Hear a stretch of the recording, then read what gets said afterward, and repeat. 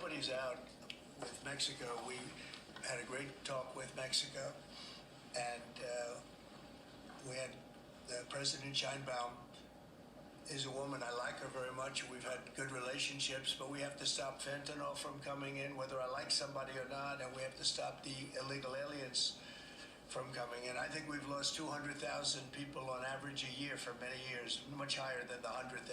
Could be even closer to 300,000.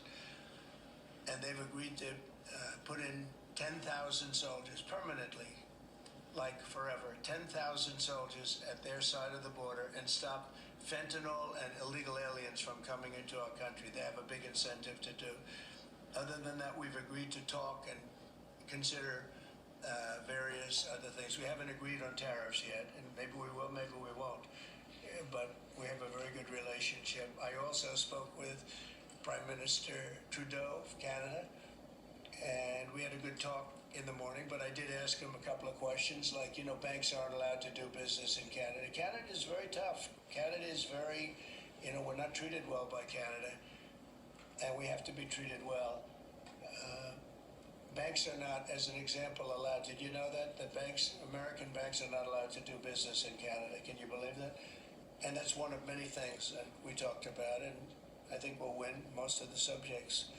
But for some reason, a lot of things have been very unfair with Canada. I noticed that in the first term. You deal with people, and after a while you begin to realize, like you learn that Larry Ellison's very tough to do business with, okay? He's a very tough guy. I mean, I'm sure you're shocked to hear that. But Canada is very tough. They're very, very tough to do business with.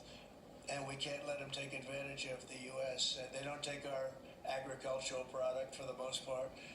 They don't take our cars. They make cars, but they basically don't take our cars. And, we don't need, and look, I think we're going to have another good conversation today. We're actually speaking at 3 o'clock again.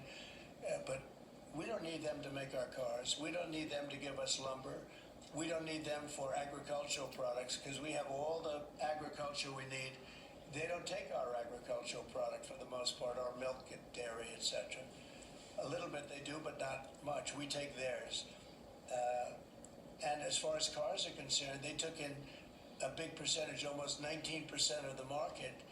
And, I wouldn't mind making our cars in the United States. So we have a problem there. I'd like to make our cars in the U.S.